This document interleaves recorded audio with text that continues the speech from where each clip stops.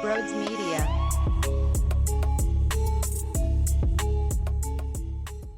Best win of the season. Okay, they just steamrolled the Tennessee Titans, and everybody was afraid because, well, it was going to be tough, and it was going to be a battle. It would be war out there at the link, and they just annihilated the opponent. Jalen Hurts, how he is able to go from 157 yards on the ground just a week ago against the Green Bay Packers, and he follows that up with some magical throws. Some of it didn't even count. For example, A.J. Brown, he's out of bounds over on the right side, but that was still a fantastic, beautiful throw that we did not see as consistent as we do this year. Last year at all, we had so many concerns on what he would look like in the passing game after an offseason. We knew it would be better. Would it be good enough? And he responds right after that play, after A.J. Brown takes down the secondary with the big body force and has a wide open lane to get to the end zone. And don't even get me started on the 50-50 ball where maybe there was 0.01% of separation and he just snags it off the shoulder. These balls are perfectly placed for A.J. Brown to make special plays happen. That's what happens when you have skill on the outside. Between him and Devonta Smith, it was sensational, but we can't leave out Jonathan Gannon and that defense. We can't leave out special teams. Covey's actually putting the team in a position to get a bit of momentum. Not only that, some dude off the practice squad, what's his last name? Ellis, you got two S's out there, Ellis? I don't know, his name's got two E-L-L-I-S-S. He's bagging bodies at the coverage, the kickoff coverage. We don't know what good kickoff coverage is, but that was awesome. It was incredible. Just a full-on beatdown. They're 11-1. And the difference between this team and some other teams is exactly what I'm about to lay out. I'm not telling you it's easy to stop the Tennessee Titans, but they are a very one-dimensional team. If you took away Derrick Henry, and we talked about this on Football Friday all day long, do you trust Jonathan Gannon? Jonathan Gannon for me is a seesaw. Some days I feel great, other days I feel poor. It's all based off of what the other team has personnel-wise. But if you think of the offense, nothing really scares me.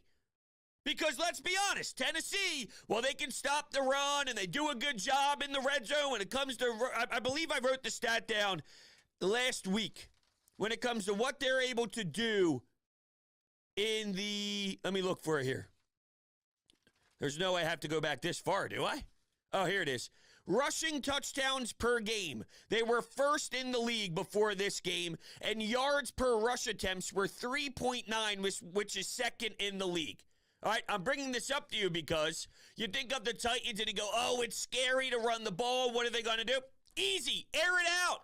It's not as if the Titans have some scary players in their secondary. Take advantage of that matchup. But even if teams do, there's so many layers to what the Eagles' offense is, I'm not afraid. But the Tennessee Titans, take away Derrick Henry. If you're Jonathan Gannon, it's so obvious. It's smacking you in the face. I trusted him this week because I thought you'd be dumb and a fool and a moron to not know how to manage this game all week long when you're thinking of your game plan and what you're going to do when you're going through Monday, Tuesday, Wednesday, Thursday, putting together schemes to stop the Titans. It's easy.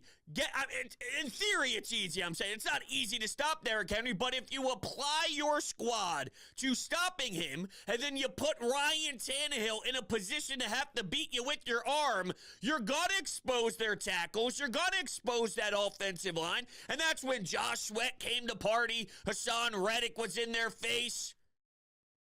Javon Hargrave. You were eating at Tannehill. And when Tannehill used his legs a few times to get a first down, and it was upsetting, don't get me wrong, very frustrating, and you go, oh, really, dude? In what world is he beating you right now? That's not sustainable. So I hated it in the moment, but I knew, okay, Ryan Tannehill if we're going to play this out over the length of the entire game, Ryan Tannehill is not going to put together a masterful performance throwing the football and using his legs to beat you. You'll be just fine. Let's see how this puppy pans out. And what do you know? The Eagles smothered them. It's incredible to say this is one of the best wins of the season when out of 12 football games, you won 11 of them. But it was a beatdown and it was a complete game. This one should put the Eagles on the map when everyone goes, well, they only beat X, Y, and Z. Only beat who now? The Titans? What are we going to hear? The Titans were banged up because they did have some injuries in the game? Probably. They lose their receiver after a big hit by Epps in the end zone, and that was scary, and I really hope that he gets healthy and he's feeling fine. I didn't see any updates on him. I also didn't look for any updates after the game or whatever. I was listening to Sirianni and all that, so hopefully he's doing okay. Burks, that is. They lost some guys. But the Eagles were having some in-and-out stuff happen throughout the game, too. Jordan Davis was a bit nicked up. Landon Dickerson was in and out. Quez Watkins, I don't know if they were playing around with that shoulder or something with the forearm, something in that area, but he said that he would be good to go moving forward. Kaiser White, I don't want to hear it. They just played the game without Dallas Goedert, one of the best tight ends in all of football, and you still got your ass kicked in the passing game. Imagine what would be each week. I got to give the coaching staff, the offensive coaching staff, a ton of credit because each week without Dallas Goedert, I thought they got stronger and stronger and stronger. And when there was a lot of upset fans saying this offense isn't that good, yes, they are. They just went through a couple tough games when trying to learn how to readjust when you lose such a powerful weapon in not just the passing game, but in the blocking game too. Now up front, the fact that Jalen Hurts was able to have this level of success with all these false starts, now the referees sucked. They should be fired on the spot. And it went both ways because the Titans got that flag when Jalen Hurts ended up going down on the ground, and they said it was a personal foul, and that was trash. Although I believe it was Dupree who hit him up high with the helmet launching at his head later in the game, which should have been a flag, and it was. But they also called that false start on the Eagles when it was clearly, it was one of the late ones. There were so many of them. The first drive, we're watching the first drive. You get two false starts, one from Lane Johnson and one from Jason Kelsey. And then you get the timeout usage. Nick Sirianni's all pissed off on the sideline. I think there was also a stupid, horrible call by the refs on a Jason Kelsey hold, if I remember correctly. It was atrocious all the way around the board. So both teams had to battle that level of adversity. I don't get it. I don't know why. No one cares about you if you're the ref. But they sure make it seem like they do. The longest game ever. I'm going, what the hell is going on? I got things to do tonight.